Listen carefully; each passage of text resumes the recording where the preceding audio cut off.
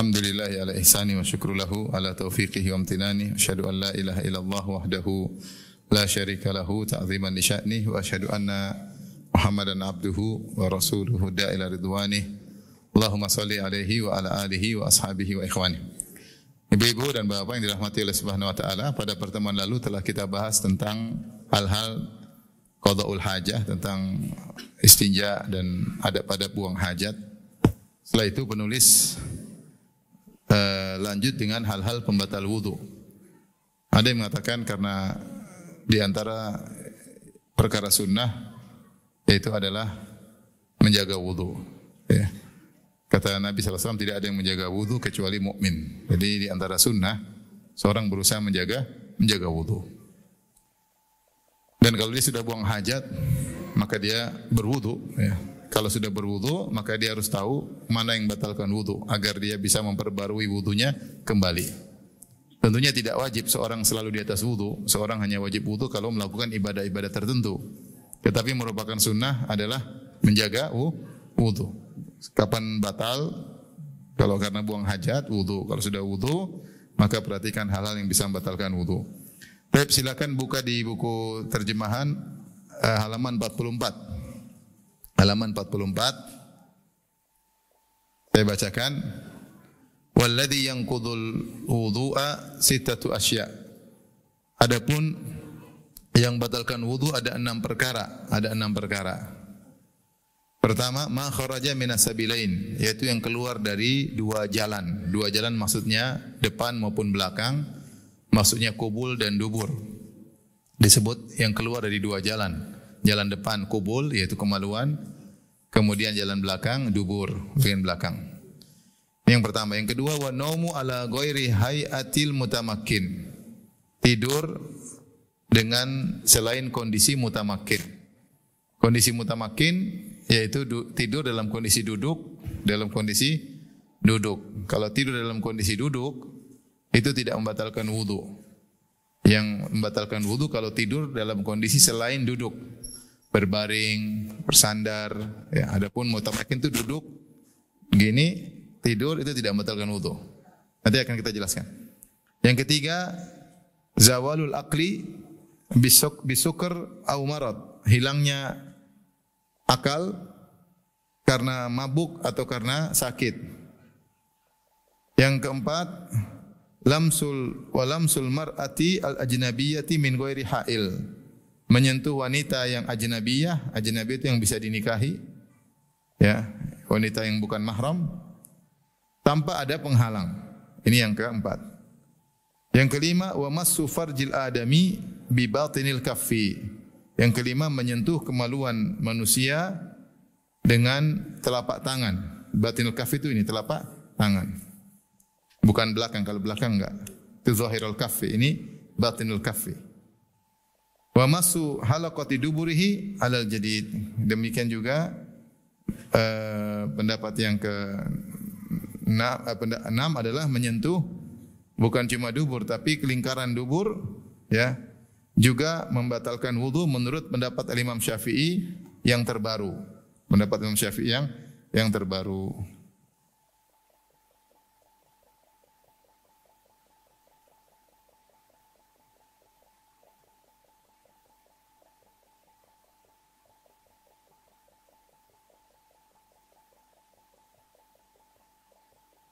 Tapi kita bahas sekarang satu-satu, yang dirahmati Allah Subhanahu wa taala. Perhatikan di layar.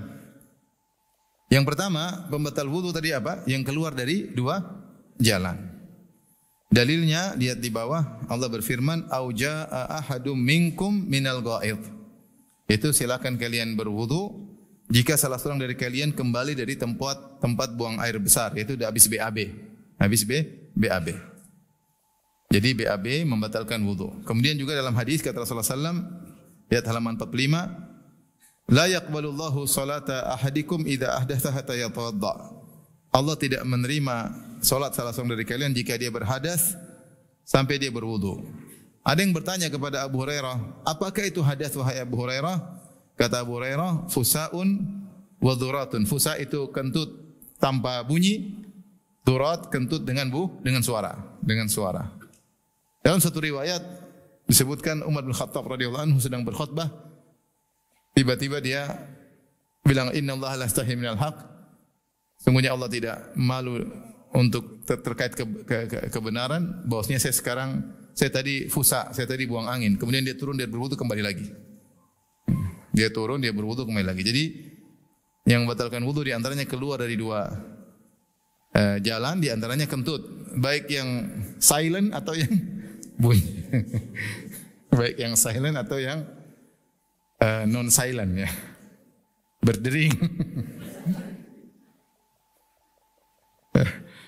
Kalau silent namanya fusa, kalau berdering, kalau bunyi namanya durat, ya, namanya durat. Ya. Ini berarti buang angin.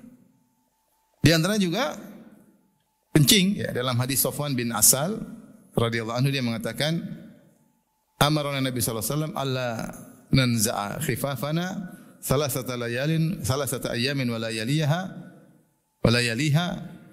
Ya. Bahwasanya kalau kita sedang safar, maka Rasulullah SAW menyuruh kami untuk tidak melepaskan khuf kami selama 3 hari 3 malam. Illa min janabah. Kecuali kalau hadas besar, junub, maka harus lepas khuf. Illa min ghaitin wa baulin wa naumin. Kecuali ya kalau hanya sekedar hadasnya hadas kecil seperti tidur, buang air besar, buang air kecil, maka tidak harus lepas khuf. Karena kalau seorang pakai khuf, dia berwudu dipakai khuf. Sudah pernah kita bahas kan? Belum ya? Sudah kan ya? Jadi intinya hadis itu Safwan bin Asal menunjukkan bahwasanya di antara pembatal wudu adalah tidur dan buang air kecil. Tapi yang dimaksud di sini adalah buang air kecil yang masuk dalam yang keluar dari 2 jalan. Jadi yang keluar dari 2 jalan apa aja Ibu?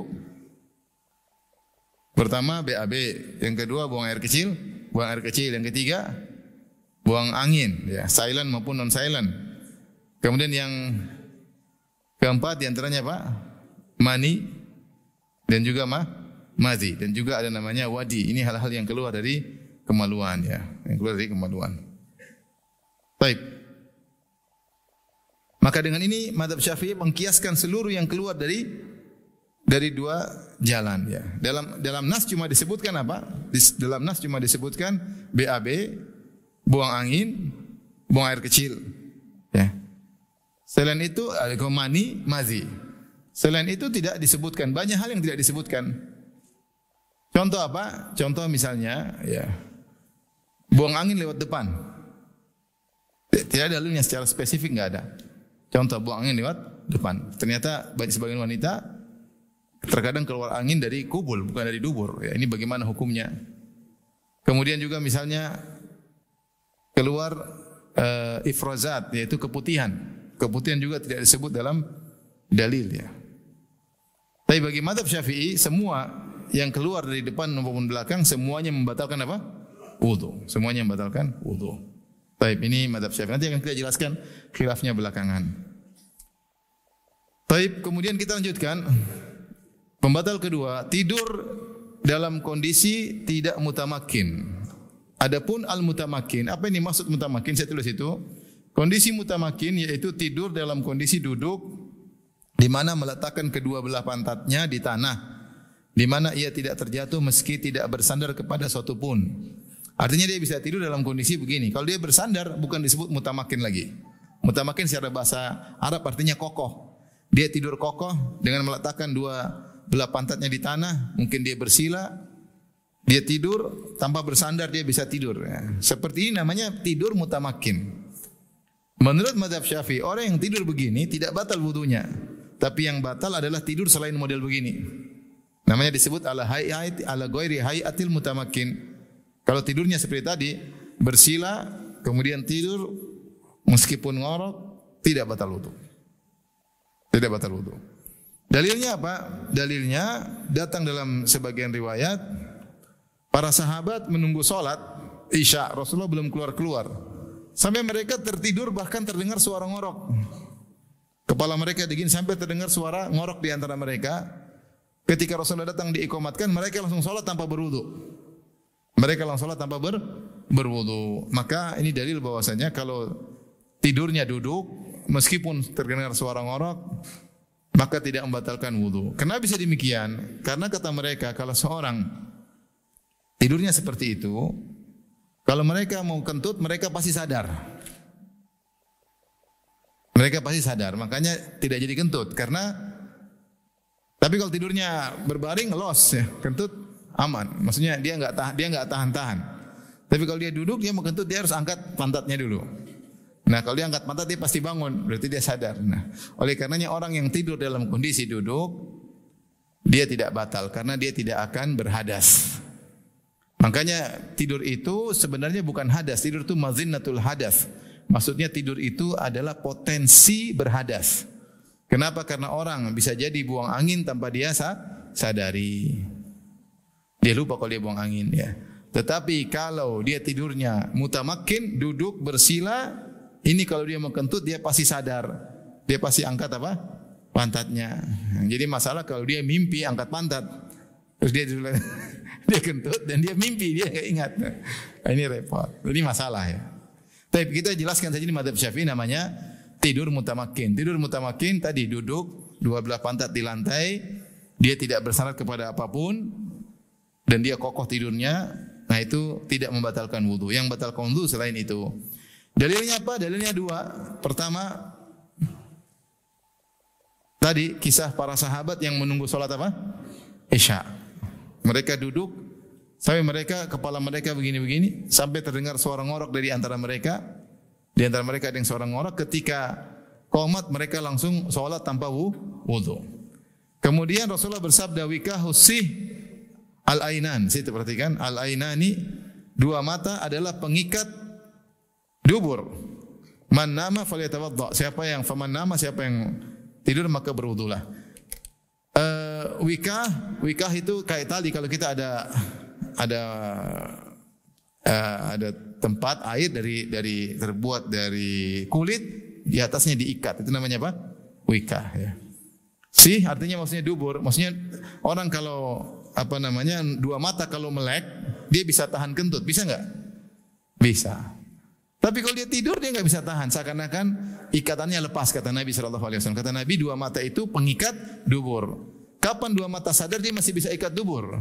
Kapan dua matanya tidur berarti kalau kentut dia tidak sadar ya. Berarti Rasulullah menjelaskan sebab dari batalnya orang yang tidur wudunya batal kenapa? Bukan karena tidurnya. Tapi karena mazinatul hadas, potensi untuk kentut besar. Dan kalau dia kentut dia tidak sadar. Maka Nabi mengatakan kalau kau sudah tidur berwudulah.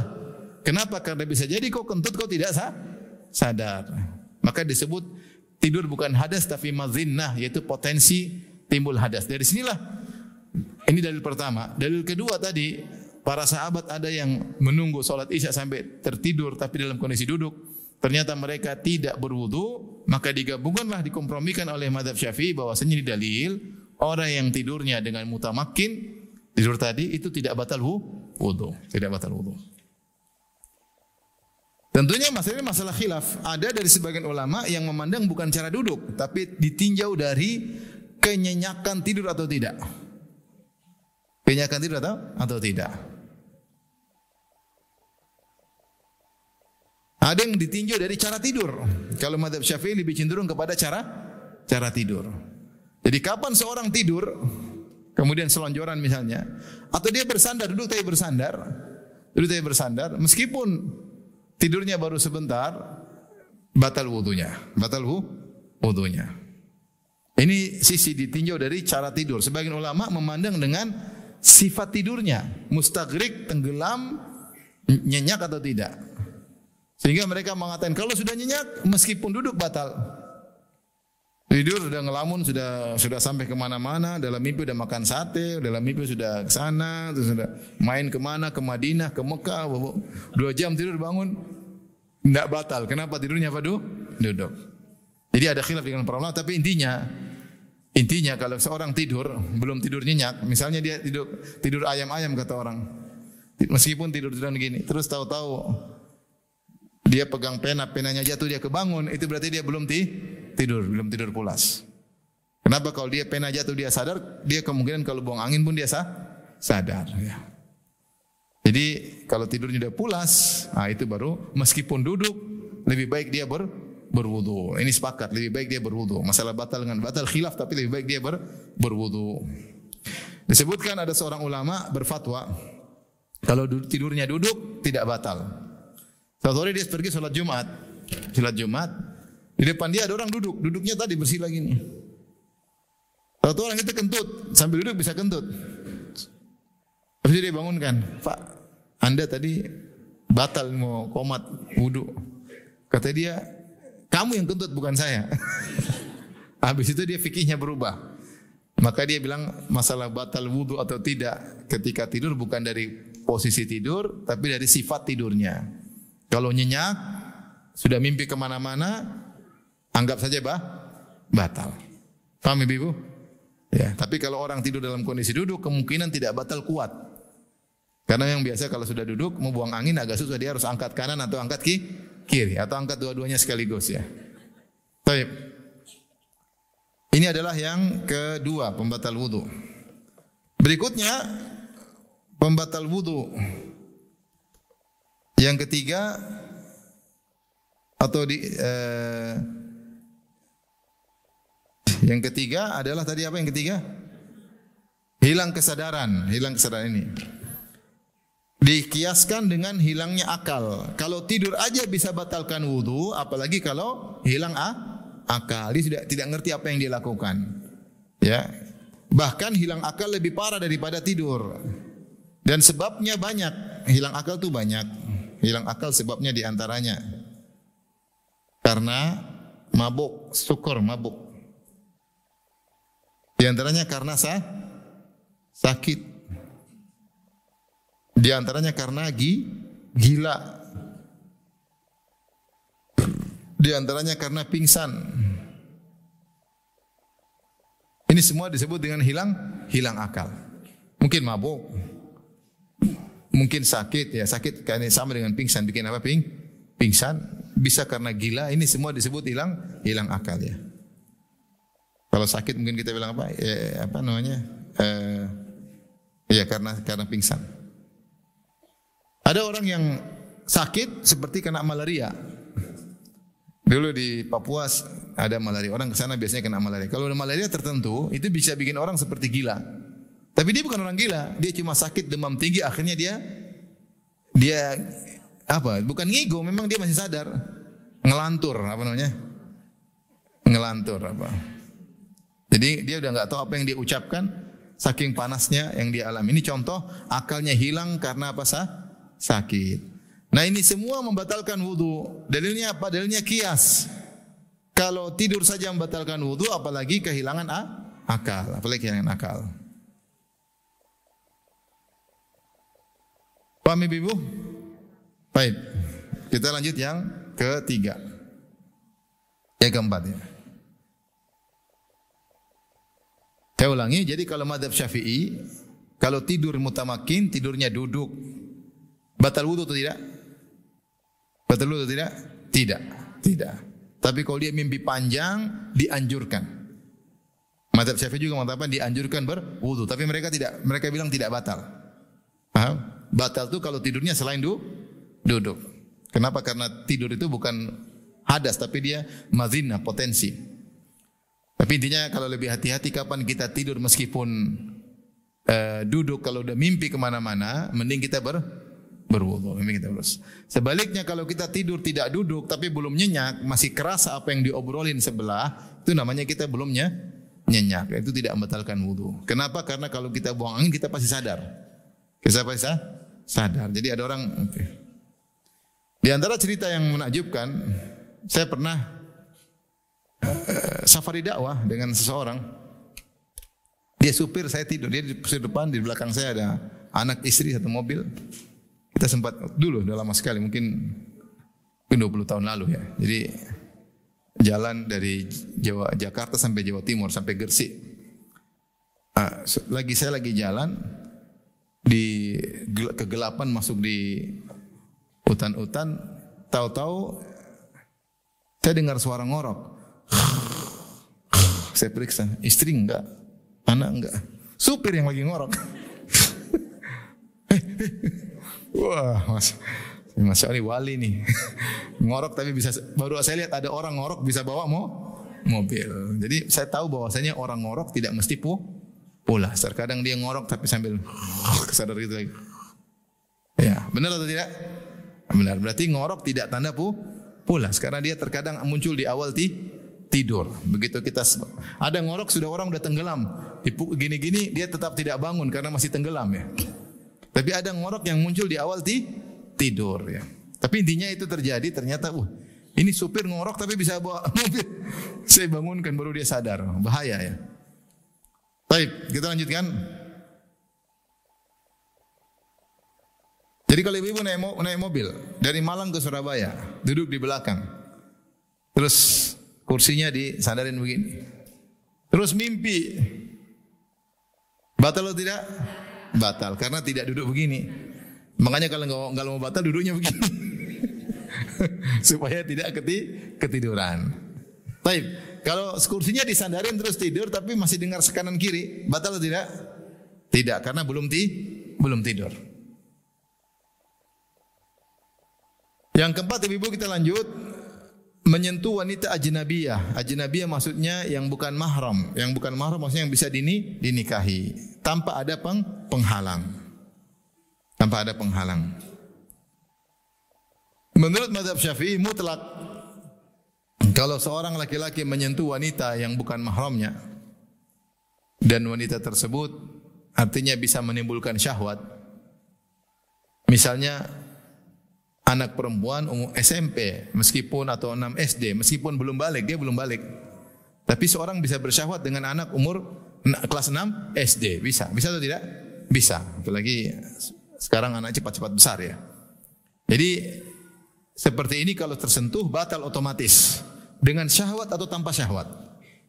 Menurut mazhab Syafi'i mutlak kapan lelaki kesentuh perempuan meskipun tanpa syahwat dan perempuan tersebut adalah perempuan ajnabiyah yaitu bukan mahramnya yang mungkin untuk dia nikahi meskipun belum balik tapi bisa menimbulkan syahwat misalnya anak SMP, anak kelas 6 SD maka otomatis wudunya batal. Otomatis wudunya apa? Batal. Dan yang batal kedua belah pihak yang menyentuh maupun tersentuh.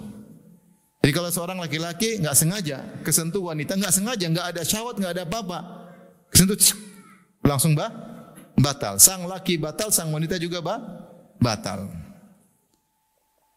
Itu wanita yang mungkin untuk dia nikahi, apalagi yang sudah dia nikahi, apalagi istrinya, maka batal.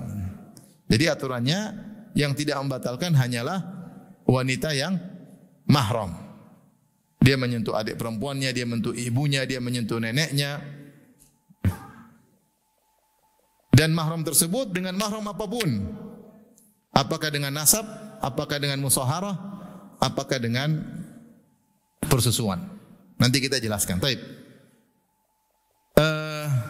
Dalilnya apa mazhab Syafi'i? Mazhab Syafi'i berdalil Allah berfirman aulamastumun nisa. Kalian berwudu, di antara sebab berwudu adalah aulamastumun nisa atau kalian menyentuh wanita. Dan dalam sebagian qiraat aulamastumun nisa wazannya fa'ala. Kalau tadi yang qiraat yang sering kita baca wazannya fa'ala. Yufailu mufa'alatan.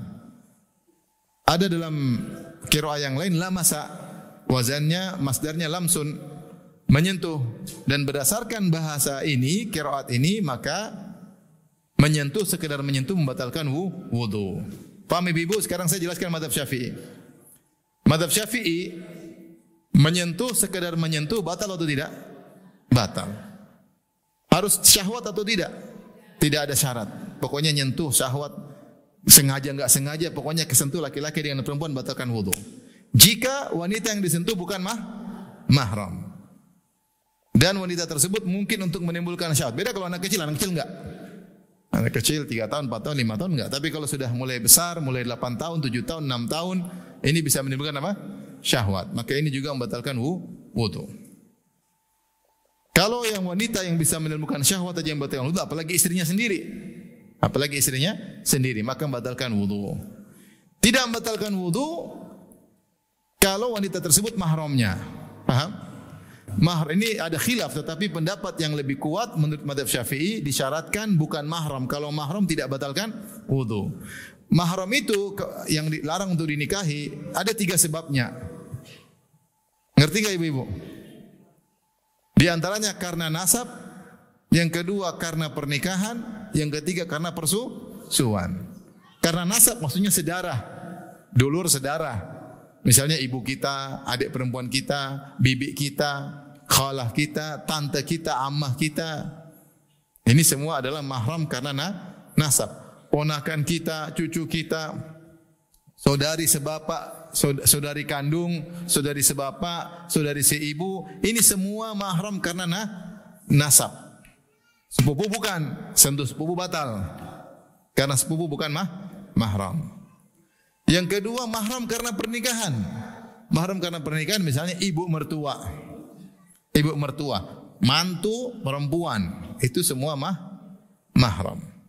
Bahkan ibu mertua kalau kita sudah ceraikan istri kita, ini ibu mertua tetap mahram kita, abadi selama-lamanya. Abadi selama-lamanya. Maka ini namanya mahram karena pernikahan. Dan itu banyak, misalnya tadi ibu mertua, kemudian mantu, ya, nenek dari istri sama juga itu mahram, ya. Ini namanya mahram karena pernikahan. Mahram karena persusuan, ya, karena misalnya ada hubungan susuan kita dengan dia, kita dan dia sama-sama menyusu pada seorang wanita, maka dia adalah susuan kita. Seperti ini kalau kita sentuh tidak membatalkan wudu. Faham mazhab Syafi'i? Sekarang saya tanya ibu, kalau kita tawaf kesentuh laki-laki yang bukan mahram, batal atau tidak? Batal atau tidak? Batal. Tidak sengaja loh, batal atau tidak? Tetap batal. Meskipun tidak sengaja. Ini mazhab apa? Mazhab Syafi'i. Yang penting kita paham dulu. Nanti kan saya lanjut lagi, kita akan bahas. Paham sampai sini? Baik, yang berikutnya yang pembatal kelima, menyentuh kemaluan manusia dengan telapak tangan. Menyentuh kemaluan manusia dengan telapak tangan. Artinya kalau kita meskipun kemaluan sendiri atau kemaluan orang lain. Kalau nyentuhnya begini enggak. Ini misalnya kemaluan kita sentuh. Misalnya gatal kita garuk dengan begini, maka tidak batalkan. Batalkan kalau begini. Kalau begini. Ya. Ini kalau kemaluan sendiri, kalau kemaluan orang jelas sentuh. Tapi kalau kemaluan sendiri kita nyentuh begini tidak batal. Kalau begini baru batal. Rasulullah bersabda, "Man massa dzakarahu fala yusalli hatta yatawadda." Siapa yang menyentuh kemaluannya, zakarnya, maka jangan salat hingga dia berwudu. Di antara juga Rasulullah bersabda, "Man massa farjahu falyatawadda." Siapa yang menyentuh farjinya, maka dia hendaknya berwudu. Dan ini farji mencakup lelaki maupun wanita dan mencakup kubul maupun dubur. Siapa yang menyentuh dubur itu termasuk farji, maka batal wudunya. Nah, lebih daripada dubur saja, bahkan mazhab Imam Syafi'i halaqatud dubur. Kita tahu dubur itu yang di tempat buang kotoran itu, terus sampingnya ada lingkarannya. Jangankan duburnya, lingkaran dubur pun membatalkan apa? Wudu. Ini menurut pendapat mazhab Syafi'i yang jadid. Mazhab Syafi'i ada yang disebut qaul qadim, ada yang disebut qaul jadid. Qaul qadim maksudnya itulah yang diajarkan oleh Imam Syafi'i, difatwakan oleh Imam Syafi'i, ditulis dalam bukunya ketika beliau masih di Baghdad. Ketika beliau masih di Baghdad. Jadi Imam Syafi'i setelah belajar di Mekah, belajar sama Imam Malik, dia kemudian pergi ke Baghdad. Di situ dia belajar dari murid-muridnya Al-Imam Abu Hanifah, di antaranya Muhammad bin Hasan Asy-Syaibani. Itu dia kemudian berfatwa, dia mengajarkan. Nah, fatwa-fatwa beliau yang beliau fatwakan ketika masih di Baghdad namanya Al-Qaul Qadim, yaitu pendapat lama. Setelah itu beliau pergi ke Mesir, beliau rubah fatwa beliau dan banyak beliau rubah. Kalau sudah sampai di Mesir, fatwa beliau disebut dengan Qaulul Jadid, yaitu pendapat yang baru. Pendapat yang baru. Nah, sekarang yang dipakai adalah pendapat yang baru, ya. Hanya ada beberapa, mungkin sekitar 20, saya kurang tahu, lupa ya, ada berapa pendapat yang masih digunakan oleh mazhab Syafi'i menggunakan pendapat lama Imam Syafi'i. Tetapi secara umum yang dipakai adalah mazhab Syafi'i, pendapat yang baru. Contoh pendapat Imam Syafi'i yang lama masih dipakai oleh ulama Syafi'iyah sekarang, seperti ukuran solat maghrib. Menurut mazhab Syafi'i dalam pendapatnya yang lama, waktu solat maghrib itu sejak terbenam matahari sampai hilang mega merah. Yaitu orang misalnya sekarang adzan maghrib berapa? Jam berapa? Jam 5:30. Adzan isya jam berapa? 6:45 ya. Jadi menurut mazhab Syafi'i pendapat lama, waktu maghrib dari azan maghrib sampai azan isya. Seorang boleh solat maghrib jam 6:30, boleh jam 5:30, boleh jam 6, boleh jam 6:15. Yang penting sebelum azan maghrib, sebelum azan isya. Karena mega merah hilang baru azan isya. Selama masih ada mega merah di langit itu masih waktu maghrib. Menurut Imam Syafi'i yang baru, bahwasanya waktu sholat maghrib itu cuma sekedar untuk wudu, azan, kemudian wudu, kemudian sholat 2 rakaat sebelum maghrib, kemudian sholat maghrib. Itu kurang lebih 15 menit. Jadi kalau azan maghrib 5:30, tidak boleh sholat maghrib 6:15, tidak boleh. Itu pendapat yang baru. Itu pendapat yang baru, agak repot. Oleh karenanya ulama Syafi'i zaman sekarang mereka pakai pendapat lama Imam Syafi'i masalah ini. Tetapi secara umum pendapat yang dipakai adalah pendapat-pendapat baru. Saya ulangi ibu-ibu, Imam Syafi'i punya pendapat lama dan pendapat baru. Pendapat lama ketika beliau di mana? Di Baghdad. Beliau berfatwa, beliau mengajar, namanya Al-Qaulul Qadim, pendapat lama. Ini secara umum aja. Kemudian beliau pergi ke Mesir, beliau berfatwa lagi, mengajarkan lagi, namanya pendapat baru. Jadi kalau dikatakan fil jadid, ini pendapat barunya. Pendapat berarti ada perbedaan dengan pendapat lamanya. Ya. Nah di antara pendapat baru Imam Syafi'i, menyentuh lingkaran dubur juga membatalkan wudu. Inilah 6 perkara yang membatalkan wudu. Nah menyentuh dubur manusia dengan telapak tangan, termasuk telapak tangan, telapak bagian dalam jari-jari. Jadi menyentuh dengan jari. Jadi kalau kita nyentuh dubur begini batal, nyentuh kemaluan begini batal. Begini juga batal. Tapi kalau begini enggak. Dengan punggung tangan enggak. Kalau kita misalnya seorang gatal dia garuk begini enggak. Tapi kalau dia garuk begini batal. Paham? Karena ini yang batal. Baik, ini secara umum 6 pembatal wudu. Tentunya ada mazhab yang lain seperti mazhab Hambali, makan daging onta membatalkan wudu. Tapi kita sekarang belajar mazhab Syafi'i. Ibu rahmatillah subhanahu wa ta'ala, sekarang kita membahas tentang khilaf ulama. Khilaf ulama. Tadi kita sudah sebutkan pendapat mazhab Syafi'i, lelaki menyentuh wanita otomatis membatalkan wudu, meskipun tanpa syahwat, meskipun tidak sengaja, meskipun kebetulan, selama terpenuhi syarat bahwasanya wanita tersebut bukan mahramnya dan mungkin untuk disyahwati, maka wudu otomatis batal. Ini pendapat mazhab Syafi'i. Coba saya silakan. Syafi'iyah, perhatikan, pertama membatalkan wudu secara mutlak meski tanpa syahwat. Yang batal yang menyentuh maupun yang tersentuh, dua-duanya batal. Menyentuh maupun yang tersentuh. Yang dimaksud lelaki atau wanita yang bisa menimbulkan syahwat meskipun belum balik. Adapun mahram baik dengan nasab maupun pernikahan maupun persuan, maka tidak membatalkan wudu meski timbul syahwat. Meskipun timbul syahwat. Jadi seorang jabat tangan dengan ibu mertua, ternyata ibu mertua juga menarik. Ya, dia syahwat tapi tidak batalkan wudu. Dia harus lawan, tidak boleh karena ini ibu mertua haram untuk dia nikahi selama-lamanya. Kalau timbul syahwat bisa saja, tapi dia lawan, ya. Dia lawan. Dan ada kejadian menakjubkan. Saya pernah ketemu seorang kawan, saya diundang makan terus pengajian, terus dia kenalkan, "Ustaz, ini istri saya." Istri yang keberapa dia bilang? Istri. "Oh, ini ibu mertua saya, Ustaz." Ibu mertua juga hadir. "Gini ceritanya, Ustaz. Saya ngelamar ibu mertua," ceritanya. "Ketika saya ngelamar, anaknya keluar. Saya bilang, sama ini aja ya." Kata ibu mertua, "Enggak apa-apa, sudah sama anaknya." Subhanallah, seorang ibu luar biasa. Saya kaget, luar biasa. Jadi dia ngelamar ibu mertuanya untuk dinikahi, tahu-tahu muncul putri dari ibu ini. Terus dia, "Wah, ini aja leh." Akhirnya dia putar haluan dan ibu mertuanya membolehkan. Subhanallah. Ini kisah nyata. Ya. Jadi kalau begini kan seorang bisa saja syahwat sama ibu mertua. Tapi kalau dia sentuh ibu mertua, batal wudu atau tidak? Tidak, karena itu mahram dengan pernikahan. Ini secara kaidah. Sama, kita saudara sepersusuan. Saya dengan seorang wanita misalnya, saudara sepersusuan. Tapi enggak pernah ketemu sama sekali, cuma waktu kecil pernah disusuin bareng. Ketemu lagi sudah umur 20-an, cantik, bisa tertarik enggak?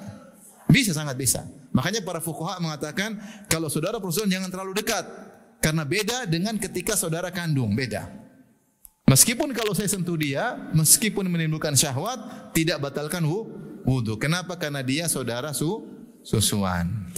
Tapi menimbulkan syahwat sangat mungkin.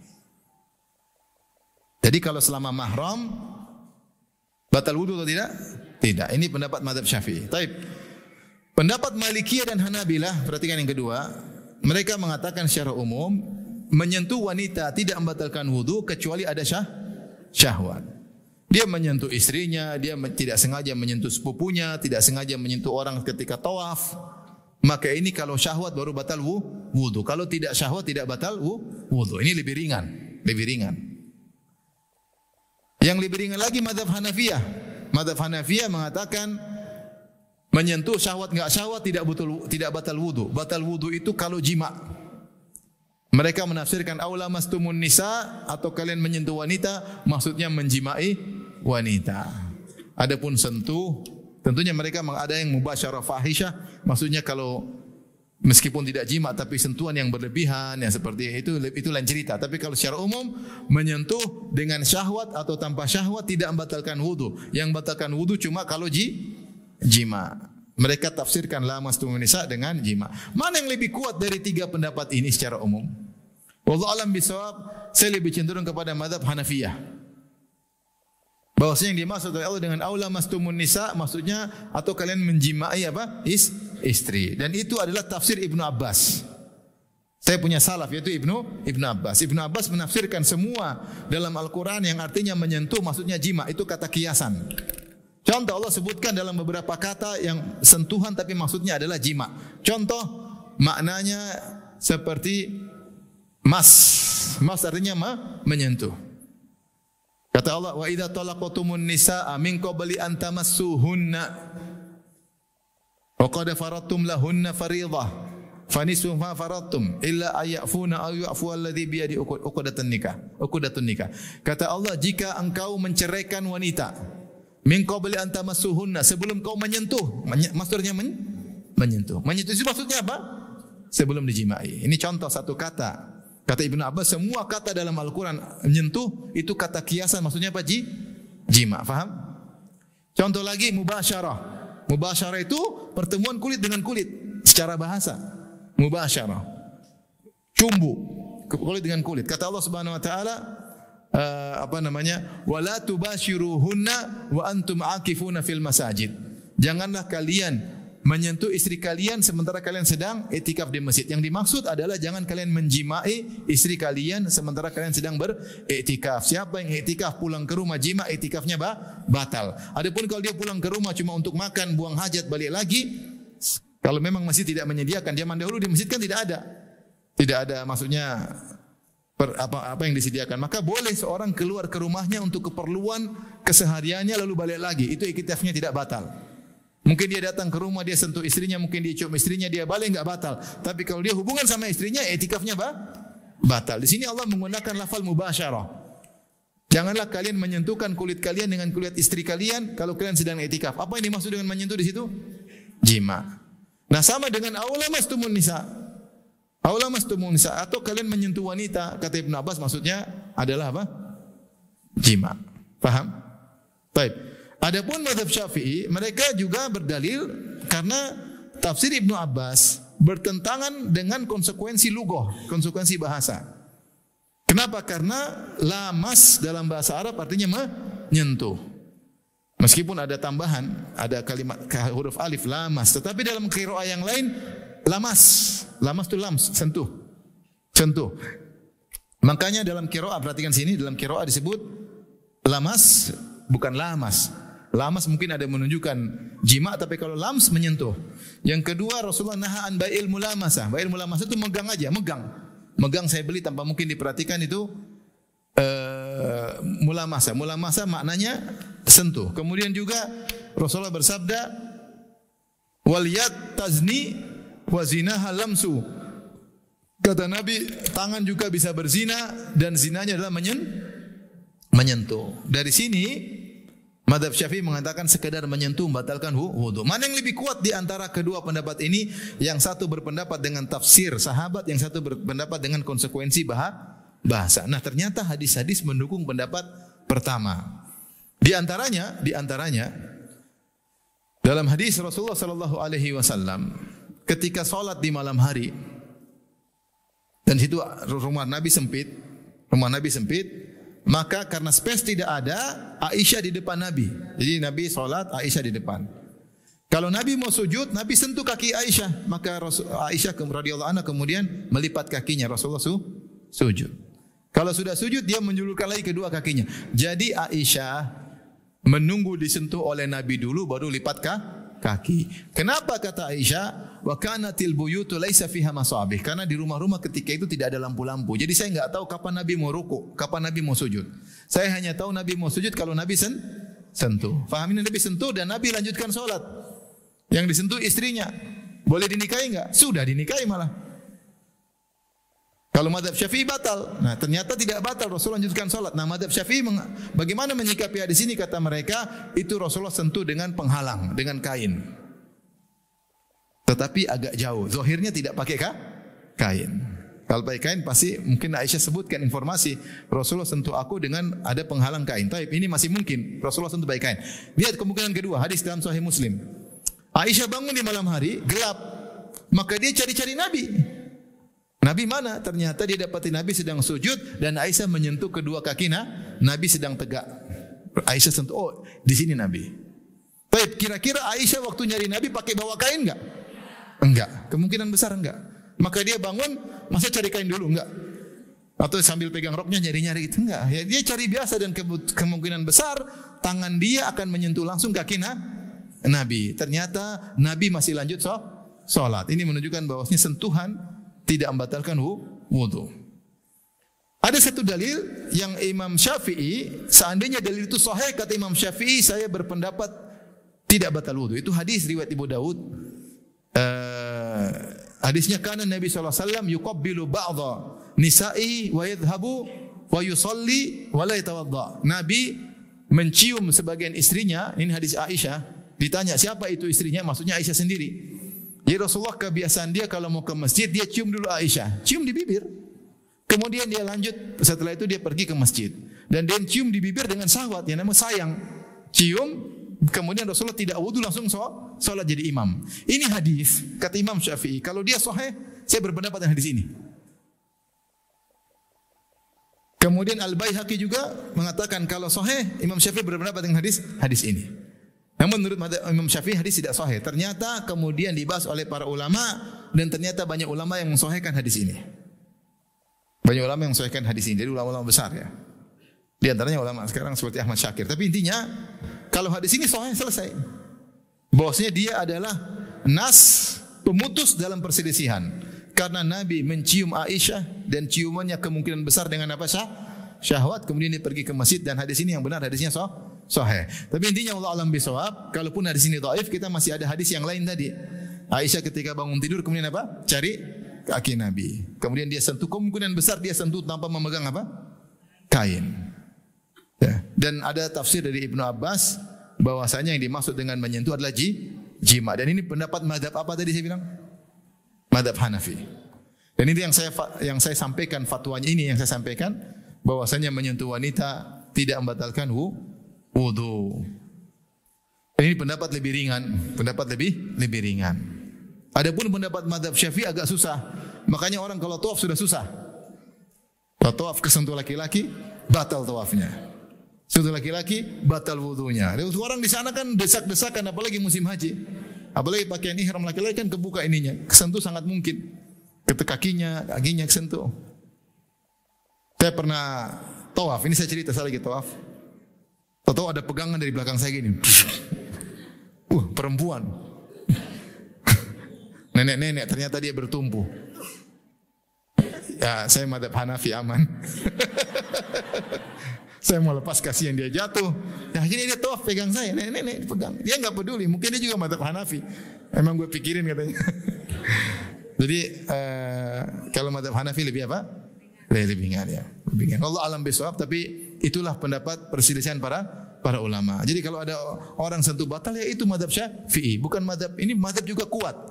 Cuma kita memilih, dan wallahu alam bisawab, pendapat madhab Hanafi lebih kuat, apalagi kalau hadis tadi riwayat Abu Dawud, hadisnya sahih. Wallahu alam bisawab. Namun kalau seorang menyentuh lawan jenis dengan syahwat, lebih baik dia wudu lagi, lebih baik. Sebagaimana madhab Maliki dan madhab Hambali. Meskipun yang benar tidak mengapa selama tidak jima. Wallahu alam bisawab. Baik, kita lanjut. Paham ya Ibu? Paham ya? Jadi yang lebih kuat tadi madhab apa? Madhab Hanafi. Ini lebih apa lebih kuat. Madhab Hanafiyah, dan ini sesuai dengan tafsir Ibnu Abbas berdasarkan hadis-hadis yang saya sebutkan, kisah Aisyah radhiyallahu taala anha. Dan ini dalil bahwasanya kalau kita sahihkan hadis Sunan Abi Daud, Aisyah bahwasanya sunnah seorang suami sebelum pergi ke masjid cium istrinya. Ya. Ibu bilang suami, ke masjid, sunnahnya apa tahu enggak? Gitu dong. Sunnahnya dicium dulu baru ke masjid. Bukan sunnahnya pegang HP sambil ke masjid. Baik. Maksudnya Rasulullah SAW itu romantis. Maksudnya saya bilang Rasulullah itu romantis. Bahkan terkait dengan ibadah, selama tidak menghalangi ibadah beliau romantis. Lihat sebelum pergi ke masjid beliau cium istrinya. Terkadang beliau murojaah sambil berpangkuan kepada Aisyah, padahal Aisyah dalam kondisi haid. Rasulullah baca Quran. Rasulullah terkadang sedang puasa, kata Aisyah, karena Nabi sallallahu alaihi wasallam yuqabbiluni wa yubashiruni wa ana shaim wa huwa shaim wa kana amlakukum li irbih. Rasulullah menciumku dan mencumbuiku padahal dia sedang berpuasa. Sedang puasa dia masih mencium Aisyah, bahkan lebih dari sekadar mencium, dia mencumbui. Tetapi dia tidak batal puasanya karena dia bisa menahan apa? Hasratnya. Tapi maksudnya puasa saja dia masih bisa mencumbui apa? Istrinya, ya. Rasulullah SAW sedang iktikaf, datang Sofia ke masjid, Rasulullah ngobrol sama Sofia.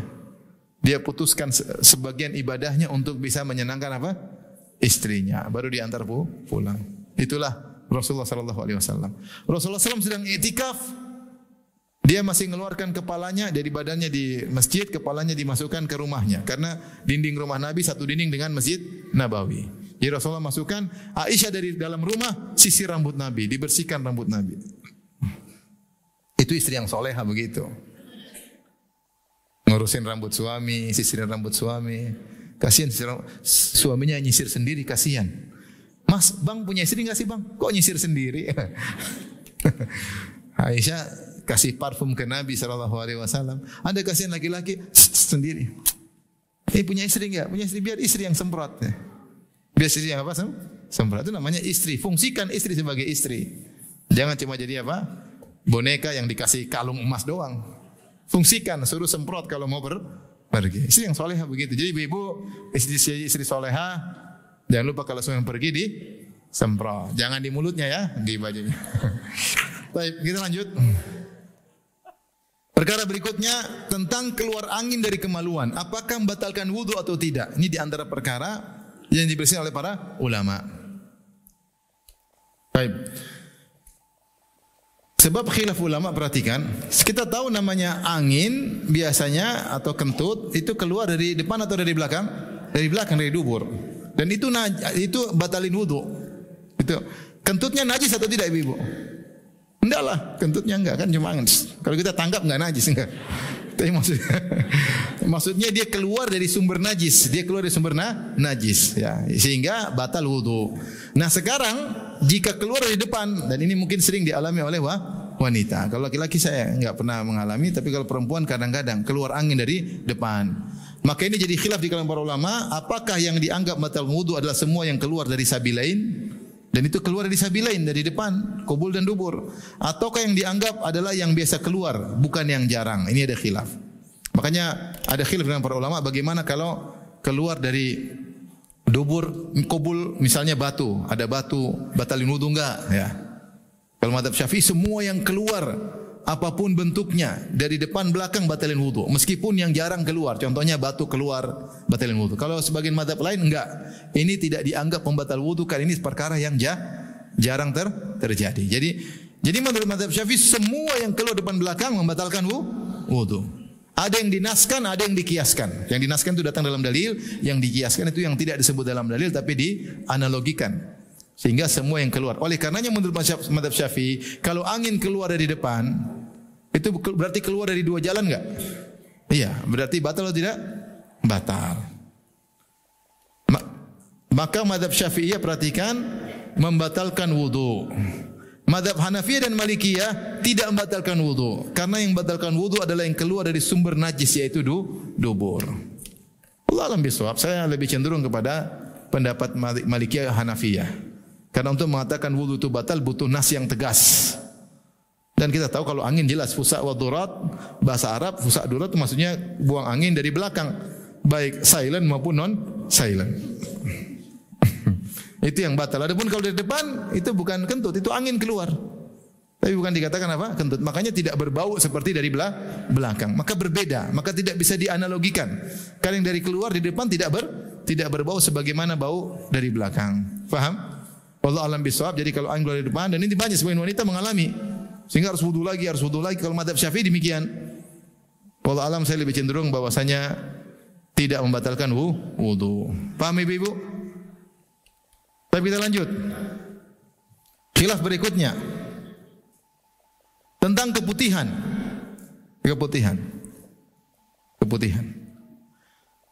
Ibu-ibu rahmatillah subhanahu wa ta'ala, perkataan para ulama tentang as-sabilain, dua jalan. Tadi dua jalan apa ibu-ibu? Qubul dan dubur. Itu secara umum. Akan tetapi ternyata qubul wanita itu ada dua jalan. Namun qubul wanita itu ada dua jalan. Ada jalan dari saluran kencing, ada jalan dari saluran rahim. Paham? Wanita dari depan itu ada dua jalur, dari saluran kencing dan saluran rahim ya.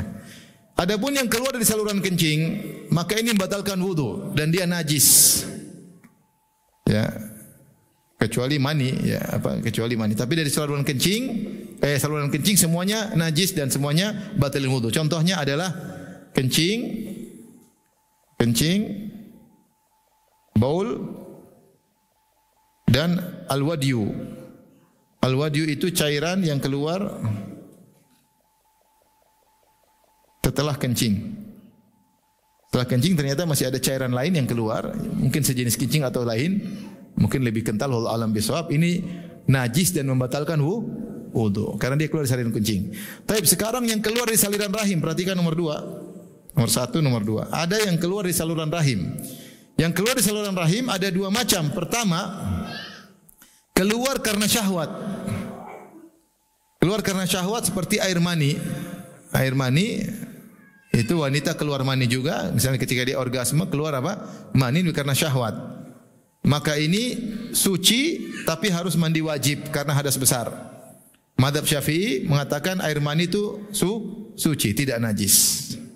Air mani yang keluar karena ejakulasi laki-laki atau orgasme wanita karena syahwat, maka ini tidak najis tapi dia wajib mandi besar karena dia hadas besar. Adapun kalau yang keluar dari wanita adalah madhi, dia karena syahwat merenungkan hubungan suami istri misalnya, atau kalau lagi bersyahwat keluar cairan yang agak kental tetapi tidak sampai orgasme, tidak ejakulasi, maka ini namanya madhi. Dan madhi ini najis membatalkan wudu, tapi hadas kecil aja. Najis membatalkan wudu. Faham ibu-ibu? Itu namanya madhi. Biasanya di mukaddimat sebelum berhubungan biasanya wanita atau laki-laki mengalami demikian. Kemudian kalau keluar selain syahwat,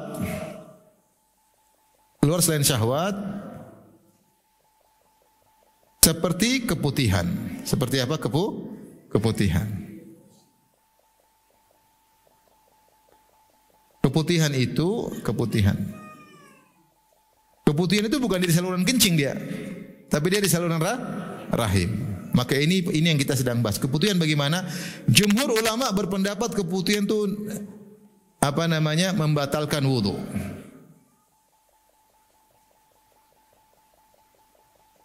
Membatalkan wudu. Adapun najis tidaknya khilaf. Najis atau tidak khilaf.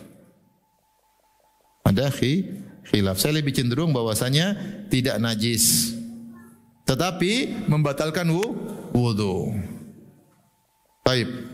Ibu-ibu, ini kalau kebutuhan keluar sesekali, maka dia wudunya batal. Tetapi kalau kebutuhannya keluar terus-menerus, tidak berhenti, maka hukumnya seperti darah istihadah.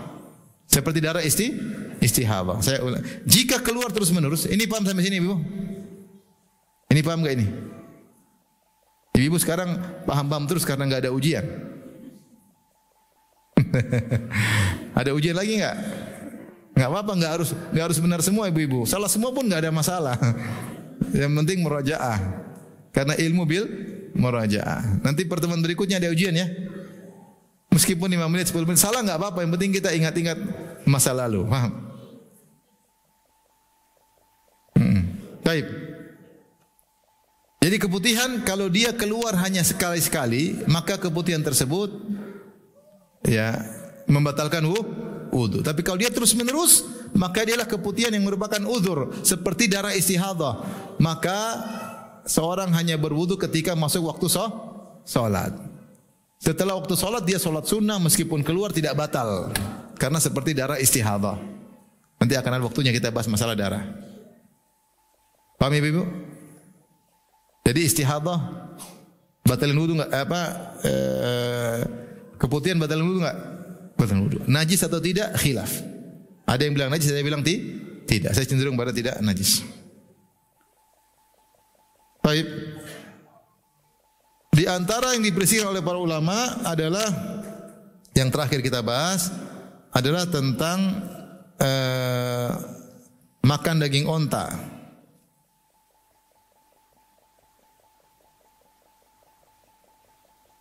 Makan daging onta. Maka di sini dua pendapat secara umum, pendapat mayoritas ulama, maksudnya 3 mazhab, yaitu Hanafi, Maliki, Syafi'i.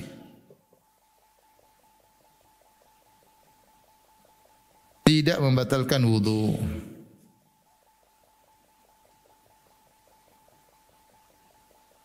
Dalil mereka ya. Dari Jabir bin Abdullah radhiyallahu taala anhu, kana akhirul amrayn min Rasulillah sallallahu alaihi wasallam tarkul wudu mimma ghayyaratin nar. Dalam riwayat mimma massatin nar. Dahulu setiap ada makan makanan yang kena bakar api, maka batalin wudu. Kambing kalau dibakar kita makan, wudu batal. Ayam kalau kita bakar kena api kita makan, batalin wudu. Ikan kalau kita bakar kemudian kita makan, batalin wudu. Semua yang kena api kalau dimakan batal wudu. Kemudian Rasulullah rubah hukumnya, kata Jabir bin Abdullah, perkara terakhir dari Nabi sallallahu alaihi wasallam tarkul kana akhirul amrayn min Rasulullah sallallahu alaihi wasallam tarkal wudu mimma ghayyaratin nar, mimma masatin nar. Maka Rasulullah sallallahu alaihi wasallam tidak wudu lagi kalau habis makan makanan yang dipanggang, meskipun makanan tersebut kena api. Kata mereka, hadis ini umum, mencakup onta yang dipanggang. Seandainya tidak umum, maka Rasulullah akan dikatakan semua makanan yang kena api tidak lagi membatalkan wudu kecuali onta. Tapi Rasulullah tidak dikatakan kecuali. Berarti hukum asal makan onta tidak batalin wudu. Ini pendapat 3 mazhab. Kemudian pendapat minoritas yaitu mazhab Hambali,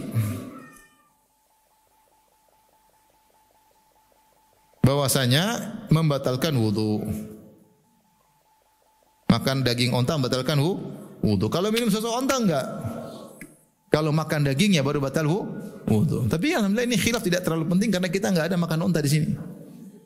Enggak ada onta. Ya. Padahal onta enak. Tapi kalau di Saudi kita makan onta.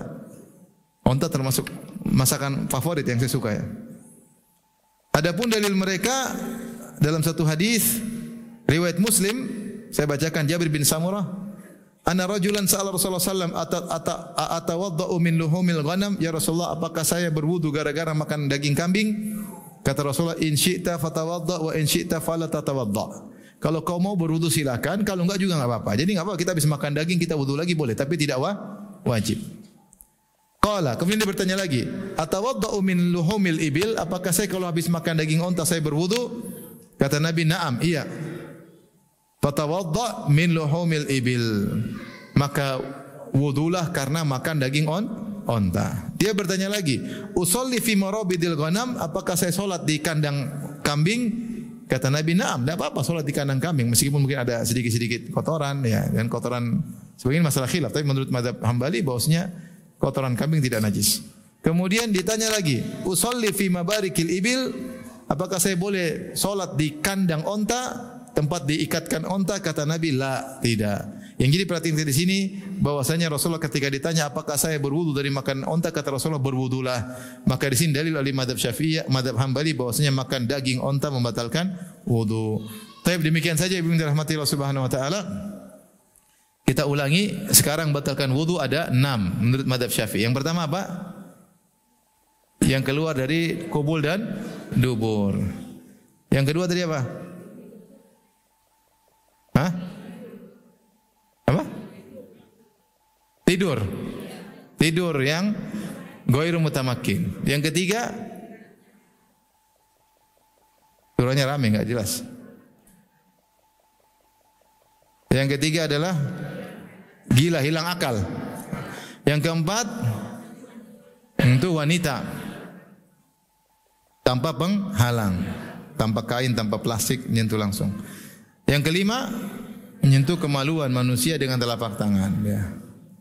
Kubul maupun dubur juga. Yang keenam, menyentuh dubur meskipun menyentuh apa? Halaqahnya, apa lingkaran dubur. Wallahu alam bisawab. Demikian saja